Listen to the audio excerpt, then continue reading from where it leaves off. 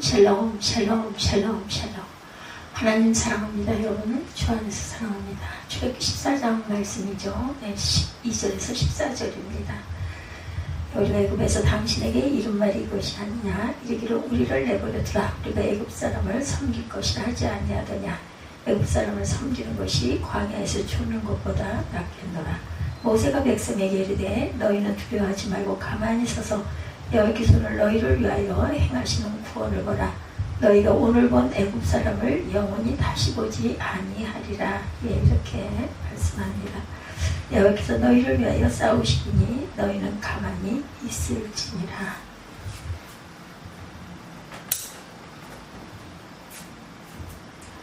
네.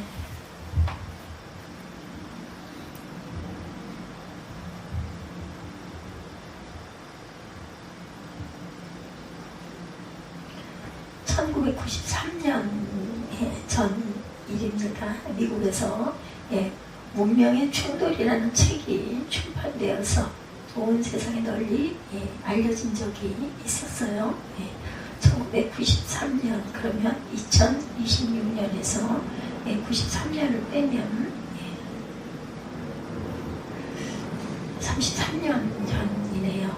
그 책에 대한 말씀을 우리가 드리면서 이 책을 말씀을 시작하려고 합니다. 공산주의 소련이 무너진 이후로 냉전시대 이후로 이 세상은 어떻게 변해갈 것인지 세계사의 미래를 내다보는 내용이 그 책에 담겨져 있었습니다. 책의 저자인 세일러 헌팅턴은 하버드 대학에서 58년 동안 강의했던 미국의 대표적인 정치학자였어요. 그런 미국의 국가기관에서 안보기획조정관으로 한동안 일하기도 했고, 그런 학자가 저술한 책이니까 미국의 입장에서 충분히 인정할 만한 상식적 내용을 담고 있을 것이다, 이렇게 판단할 수가 있었겠죠. 그 책에 나온 몇 가지 내용을 함께 살펴보도록 하죠. 일본에 대하여, 일본의 문화에 대하여 이런 내용이 그 책에 나와 있습니다. 일본은 문화적으로 고립국이다. 일본의 특이한 문화를 공유하는 국가는 전혀 없다. 일본이 어떤 종교냐 어떤 이념을 다른 나라에 전파할 가능성은 없다. 어떤 종교나 이념을 다른 나라에 전파할 수는 없다. 충분히 공감할 내용인데 의외로 새삼스럽게 보이는 내용들이기도 했다고 합니다. 아프리카 수단의 경우 북쪽에는 이슬람교도들이 살고 남쪽에는 기독교인들이 살고 있는데 그들 사이에 수십 년 동안 내전이 이어져 왔다고 그래요. 북쪽에는 이슬람 단층이 있는 셈이고 남쪽에는 기독교 단층이 있는 셈인데 그 사이에 나누어진 단층선을 해결하지 못해서 오랫동안 전쟁을 지속해왔다는 것입니다. 문명과 문명 사이에, 종교와 종교 사이에 생겨난 갈등과 불화의 그 단층선을 해결하지 못하는 그런 나라는 국가적 통일성을 유지하기가 어렵다는 것을 강조하고 있다고 하네요. 심각한 갈등과 분열을 안고 살아가는 우리나라 사람들이 눈여겨볼 내용이라는 생각이 들기도 합니다. 근데 이 시간 저와 여러분에게 전하려는 보다 중요한 내용, 러시아와의 관련된 내용입니다. 러시아와 관련된 내용. 러시아의 많은 공화국들이 그들의 내면에 위험한 분열의 단층선을 안고 살아왔어요. 내적 분열과 단층선을 해결하지 못하면 갈등과 분열을 넘어서 전쟁이 일어날 수 있다는 점을 지금으로부터 33년 전에 미국의 대표적인 정치학자가 예언적으로 시작하고 있었다는 것입니다. 그러한 예언이 오늘날 우크라이나 전쟁으로 나타나고 있는 셈인데 그런 문제가 생겨난 구체적인 원인에 대해서는 이런 글이 그 책에 나와 있습니다. 옛 소련 시절에 소련 정부가 공화국들 사이의 경계선을 그을 때부터 문제가 생겨났다, 이렇게 말하고 있다고 해요. 소련 정부가 소련에 속해 있는 공화국들 사이의 경계선을 그을 때 러시아를 말하는 러시아인들이 거주하는 땅인 크림반도를 우크라이나 영토로 편입시켰다고 하네요. 그랬다고 해서 우크라이나 공화국이 소련에 속했던 시절에는 큰 문제가 아니었다고 합니다. 그런데 소련이 해체되면서 우크라이나가 소련으로부터 독립하게 되었을 때 크림반도에 살던 러시아 사람들에게 갑자기 심각한 문제가 생겨났어요. 크림반도로 나와 있는 그림이 아니라 크림입니다. 우크라이나가 소련에서 빠져나와 독립국가가 되었을 때부터 크림반도에 살아온 러시아 사람들에게는 해결하기 어려운 심각한 문제가 생겨났는데 우크라이나 전쟁이 이미 올해부터 그 가능성을 간직해온 것이다. 불씨가 있었다라는 거죠. 그렇다고 해서 이 전쟁을 일으킨 러시아의 푸틴을 변호하려는 의도에서 말씀드리는 것은 아니고 국가들 사이에 큰 전쟁이 일어날 때는 이미 오래전부터 그들 안에 해결하기 어려운 갈등과 분열과 단층선의 문제가 지속되어 있다는 점을 우리가 알고 가야 되겠다는 것이죠. 우크라이나에서도 유럽에 가까운 서부 지역은 로마 가톨릭에 속하는 지역이라고 그래요. 그런데 우크라이나 동부 지역은 러시아인을 사용하는 러시아 그 정교회 지역이라고 합니다. 그러니 그런 종교적 갈등과 불화의 단층선을 그들 내면에 안고 살아온 셈이죠. 이 전쟁의 가능성은 이미 오래전부터 존재해왔다라는 것입니다. 그런 주장이 미국의 정치학자인 세유엘 헌팅턴이 30년 전에 내세운 주장이란 점을 우리가 기억해야 되겠다. 정확하게 33년 전. 어쨌든 간에 우리는 조금 더 깊이 있는 안목으로 이 시대 세계사의 흐름을 바라볼 필요가 있다는 것. 그리고 우리들 안에 오랫동안 간직되어 온 갈등이나 불화나 그런 단층선의 문제들이 우리의 진지한 기도 제목이 되어야 한다는 것을 우리가 명심해야 할 것입니다. 우크라이나 전쟁 말고도 그런 전쟁의 가능성이 세계 도처에 살아 움직이고 있는 그러한 그 정황. 오늘날의 전 세계적인 상황은 하나님의 구원의 손길에 절실히 필요한 상황이라는 생각이 듭니다. 출애굽기 말씀의 중심으로 해서 하나님의 구원에 대해서 함께 살펴보도록 하죠. 구원이란 과연 무엇인가? 구원이라는 말을 통해서 신구약 성경은 어떤 의미를 전하려고 하는 것일까? 구약 성경에서의 구원은 일반적인 의미에서의 구원을 이야기할 때가 많습니다. 하나님이시는 나의 능력으로는 해결할 수 없는 이 어려움에서 나를 구원하시옵소서. 또는 하나님이시 어떤 위험이 닥쳐올지 모르는 여행길에서 나를 지키시고 구원하옵소서. 또한 그런 구원, 어려운 여행길에서 나를 지켜주시기를 바라는 구원의 기도가 시편 25편 15절에 실려 있습니다. 내 눈이 항상 야훼를 바라보면 내 발을 그물에서 벗어나게 하실 것이니라 이렇게 증거하고 있어요. 우리가 살아가는 인생과 역사의 흐름에는 생각지 못한 함정과 그물이 여기저기 가득합니다. 우리의 눈과 우리의 마음이 야훼 하나님을 바라보는 것을 하나님께서 가까이 다가오사 그 함정과 그물에서 우리를 벗어나게 하기 위하여 기도하는 것이다. 그런 맥락에서 우리는 이 시대와 이 나라의 구원을 위해서 기도할 수 있는 것, 기도해야 한다는 것. 사람의 능력으로는 해결할 수 없는 어려운 상황에서 구원을 기도하는 경우가 있는데 하나님께서 시편 50편 15절을 통해서 환난 날에 나를 부리라 내가 너를 건지리니 내가 너를 영화롭게 하리로다 말씀합니다. 시편 50편 15절 여러분들이 즐겨 인용하시고 즐겨 기도하실 때 사용하시는 그러한 그 시편 구절이기도 한데 성경적인 구원은 하나님의 성전과 교회와 연결이 되어 나타난다는 것. 사람의 능력으로는 어찌할 수 없는 상황에서 성전과 교회를 찾아 구원을 바라며 기도하는 것이라는 거죠. 시편 53편 6절에도 시온의 이스라엘을 구원하여 줄 자 누구인가 이렇게 말씀합니다. 하나님이 자기 백성의 포로 된 것을 돌이키실 때 야곱이 즐거워하며 이스라엘이 기뻐하리로다. 시온에서 성전을 통해 교회를 통하여 하나님께서 어려움에 빠진 자기 백성을 구원하신다라는 말씀이죠.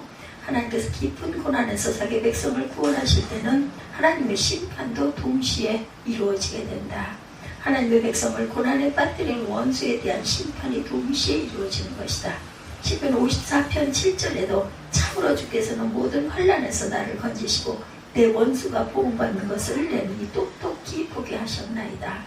하나님께서 자기 백성을 모든 환난에서 건지시고 동시에 그 원수들에 대해서는 심판하시며 보응하신다는 것.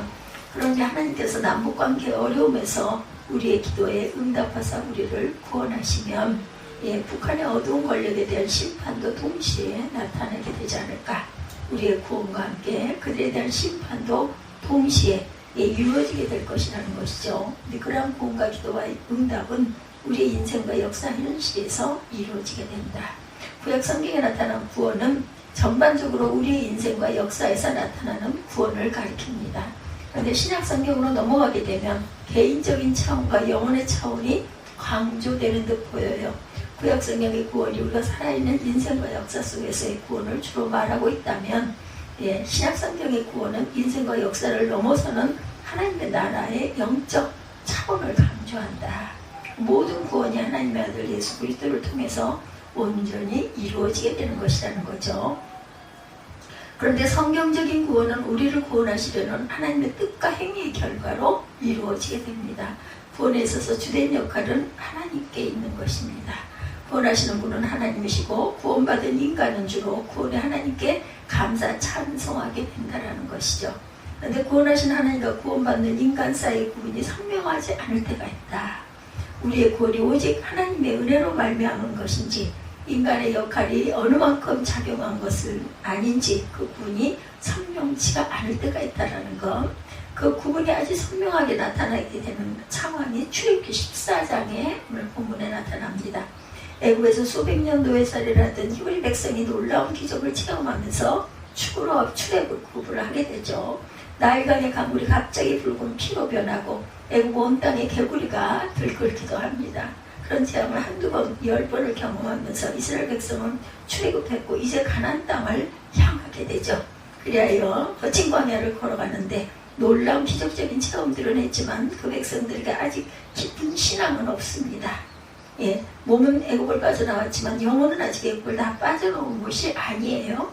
놀라운 그 재앙과 기적을 체험하면서 출애굽해서 여기까지 오긴 했는데 그들의 생각과 삶의 방식이 하루아침에 전혀 다른 사람으로 변화되기는 어려웠다. 그런 사실을 분명하게 보여주는 사건과 상황이 출애굽기 14장에 전개가 됩니다. 출애굽해서 얼마간 걸어갔을 때 그들은 홍해바다 앞에 이르게 됐고 장정만 60만이고 여성과 아이까지 합하면 200만이 넘는 백성이 광야를 걸어가는데 그런데 더 이상 앞으로 갈 수 없는 홍해바다가 앞에 우뚝 나타나고 맙니다. 바로 거기서 이스라엘 백성은 믿음 없이 살았던 과거의 번진 그대의 모습을 보이게 되죠. 앞에 안 보이는 홍해의 현실이 가리키는 대로 판단하고 생각하고 두려워하면서 원망하고 불평하면서 과거로 돌아가고 싶다는 말을 하게 됩니다. 우리가 언제 애굽을 탈출하여 약속의 땅으로 가겠다고 했는가? 광야를 걸어가다 죽으려고 우리가 출애굽한 것인가?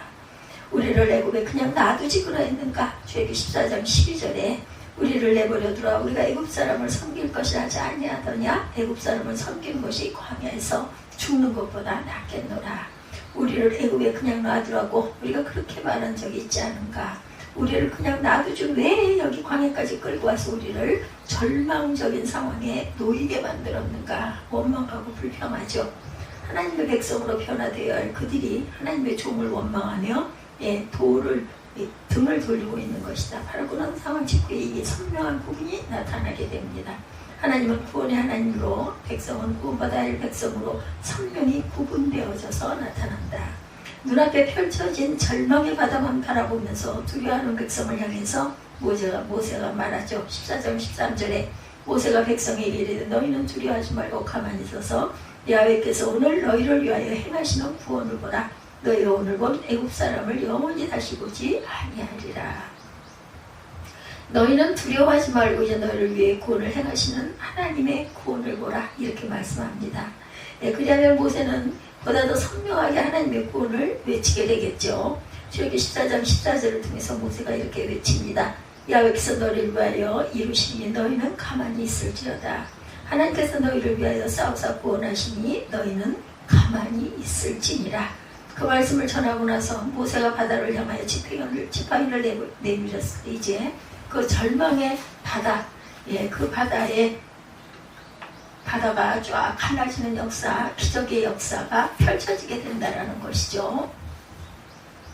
백성들을 하여금 절망하게 하고 두려워했던 바다가 갈라져서 그 한가운데 길이 나타나면서 하나님께서는 구원하셨고 그리고 그 백성들은 구원을 받게 되었다라는 것.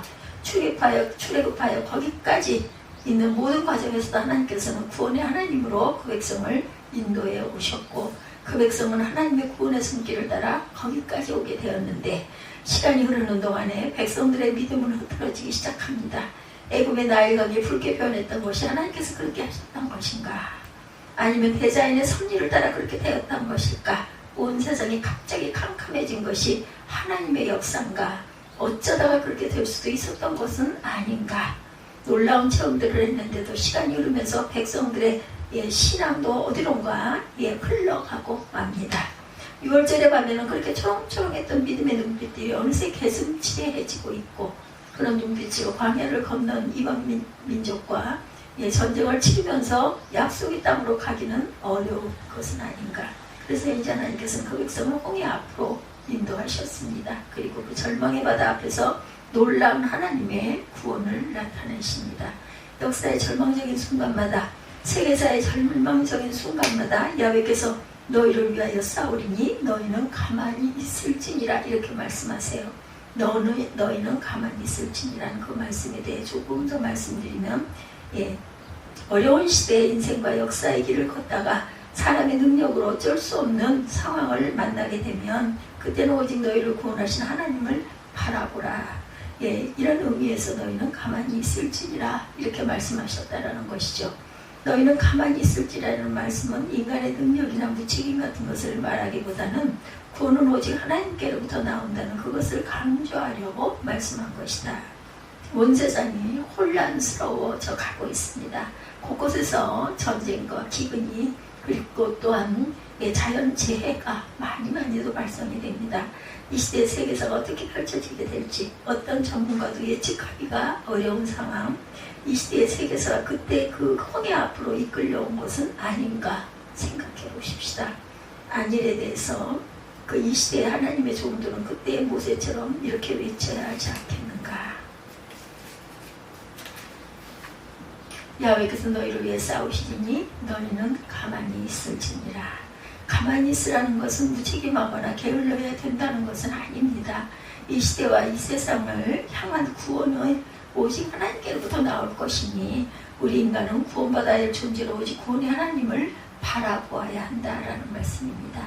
우리가 구원의 하나님을 바라보는 동안에 하나님께서 구원의 하나님으로 나타나셔서 이 시대의 절망 한가운데로 구원의 길을 열어 보이실 것이다. 그런 믿음으로 이 어려운 시대를 향한 하나님의 구원을 바라면서 기도하며 찬양하며 살아가시기를 주님의 이름으로 축복합니다. 오늘 출애굽기 14장 12절에서 14절 너희를 위하여 행하시는 구원을 보라 이런 제목으로 함께 은혜를 나눴습니다. 기도하시겠습니다.